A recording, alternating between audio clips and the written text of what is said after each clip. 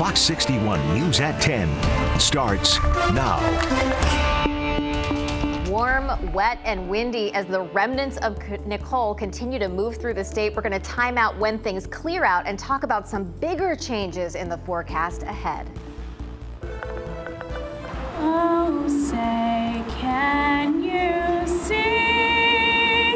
Right now at 10, honoring our veterans. We're going to show you the tributes to those who served our country from all across Connecticut. Also ahead, find out how some groups in our state are raising awareness for colon cancer as the movie Wakanda Forever premieres 2 years after Black Panther star Chadwick Boseman's death. But we begin at 10 with a weather watch alert as heavy rain and strong winds are hitting Connecticut tonight. Here's a look at the live radar from the Weather Watch Center as the remnants of Hurricane Nicole go up the East Coast. Let's also take a live look across the state on this stormy Friday night. Here are the conditions in Hartford, over Mohegan Sun in Uncasville, and in downtown New Haven. Good evening. I'm Jen Bernstein. And I'm Ben Goldman. Thanks for joining us here on this Veterans Day night. The strong gusts we'll see overnight could also knock out power for people all across Connecticut. Start things off this hour with Chief Meteorologist Rachel Frank telling us when the worst of these storms will be passing on through. Hi, Rachel. Hi, guys. I think we'll continue to see the wind slowly ramping up over the next several hours. The worst might be just prior to daybreak tomorrow morning. Here's a look at the rain out there right now. Earlier today, we were seeing widespread, heavier rain. Now it's more scattered in nature. Take a look. We've got a heavier downpour right now in Cheshire up through Meriden, but other areas are mainly dry and just a little bit damp. There is a little bit of a break in the action. We'll still see a few showers during this break, but the rain will fill back in again in earnest as we head towards daybreak as that last gasp comes through, and that is Nicole itself. Although it's lost its tropical characteristics, still has lots of moisture coming through. In fact, you could feel the humidity in the air. Taking a look at wind gusts, these have increased over the last several hours or so, up to 30 to 35 miles per hour. And there is a wind advisory in effect where gusts could get higher than that, reaching up to 35 to 45 miles per hour, and maybe even close to 50 for parts of the shoreline in southeastern Connecticut. Rainfall totals anywhere between 1/2 inch to 2 inches, and this rain will be over by 10 o'clock in the morning on Saturday or a little bit earlier than that. So a few outages are possible. Again, the worst wind will say between 4 and 9 o'clock in the morning. Here's a look at those showers still out there at 11:30. Here's that little lull in the action, 3, 4 o'clock in the morning, and that last batch coming through the grand finale right around daybreak. This is 6:30, 8 o'clock in the morning, and by 10 o'clock we're clearing things out. And it is a warm day, but it will not last. We've got much colder temperatures settling in. We'll step you through it coming up. Rachel, thank you. The Fox 61 Storm Tracker has been out all evening in the rain, checking out the road conditions for us. Fox 61's Gabby Molina has been inside of it for us today, and she joins us live outside of it right now in Hartford to tell us what it's like. Gabby. Windy.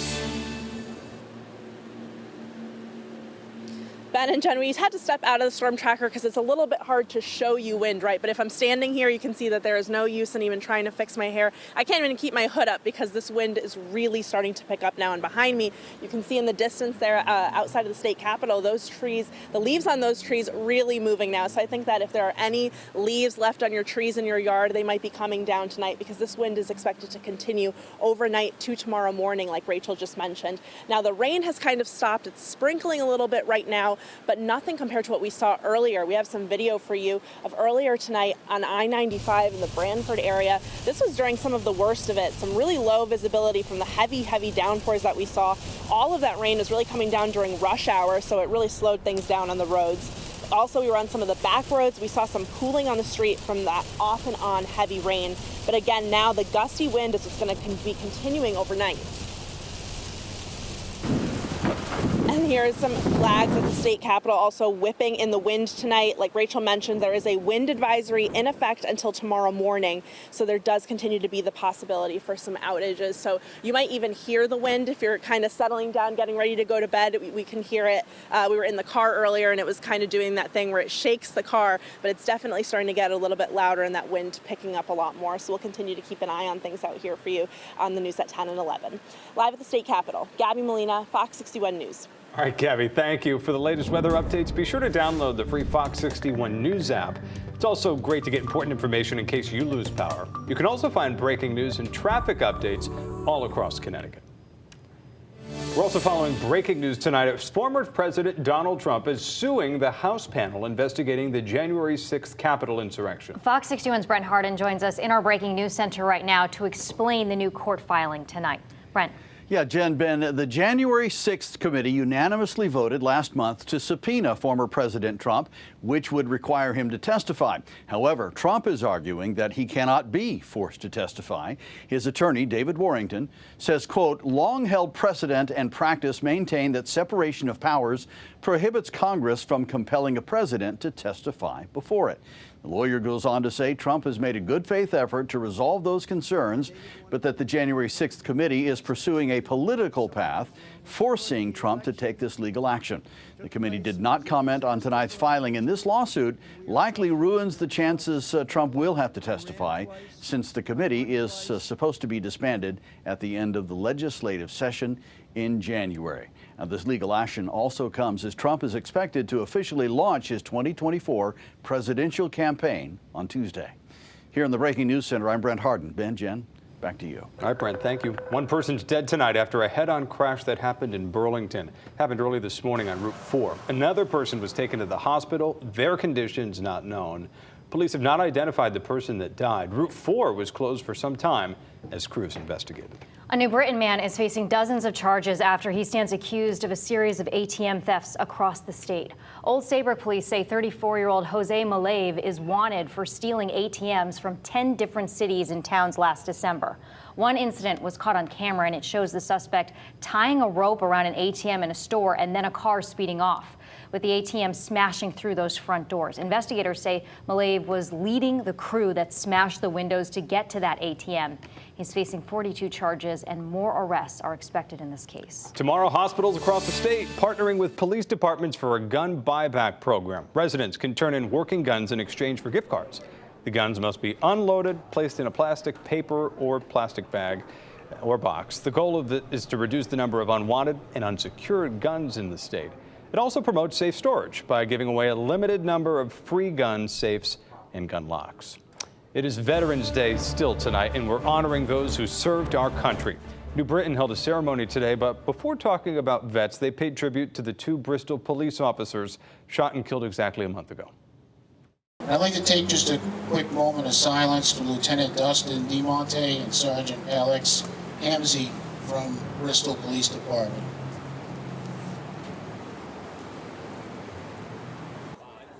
New Britain Mayor Aaron Stewart was also there to honor all veterans. Here in our city, we are eternally grateful for those who have served our country in all branches of the military, and the nearly 25 monuments that we have that are placed throughout the city in honor of veterans serve as a testament of that. Ceremony at Central Park earlier this morning. And as Black Panther: Wakanda Forever opens today in theaters nationwide, 2 Connecticut groups are using the movie as an opportunity to raise awareness about colon cancer. Fox 61's DeAndrea Turner joins us live in West Hartford tonight, where there was a different kind of red carpet premiere. DeAndrea. Well, you guys, the rain certainly did not stop people from coming to see Wakanda Forever. This movie theater was actually sold out of tickets, and there was a private screening where one Hartford healthcare doctor, she gave a 10-minute speech about colon cancer awareness before they watched the movie. It's bigger than just a movie. I believe it's a movement, but there's also an educational piece of it too that will help to save lives. As the movie Black Panther: Wakanda Forever hits the silver screen, the film is offering an opportunity to continue the conversation about colon cancer awareness. The movie confronts the death of the main character, King T'Challa, played by the late actor Chadwick Boseman. Boseman lost his 4-year battle with colon cancer in 2020 at 43 years old.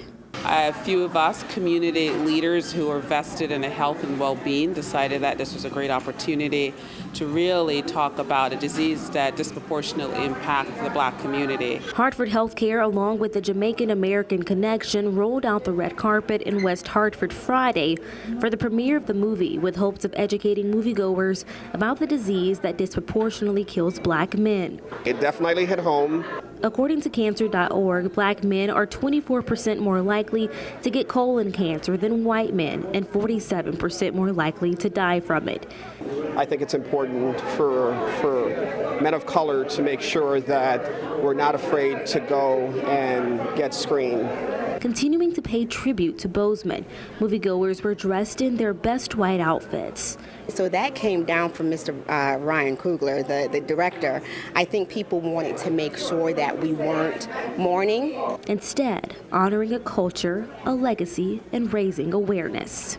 But I'm really hoping that people will go out and see the movie, that they'll have their own experience, that they'll be inspired to be better people, to be better community, and also to make sure that especially our Black men go out and get screened. And you guys, it definitely was a celebration of culture and a celebration of life here. I saw so many people walking in and out of the theaters dressed in white and just celebrating this movie. For now in West Hartford, DeAndrea Turner, Fox 61 News. All right, DeAndrea, thank you very much. Well, life-saving measures were used to deliver a baby on the side of the road in New London, and one firefighter helped out. Baby Kinsley and her mom visited firefighter Urban to show their appreciation today. The New London Firefighters Union shared this photo on Facebook. It says the mom went into labor inside of her car, and Urban did a majority of that delivery.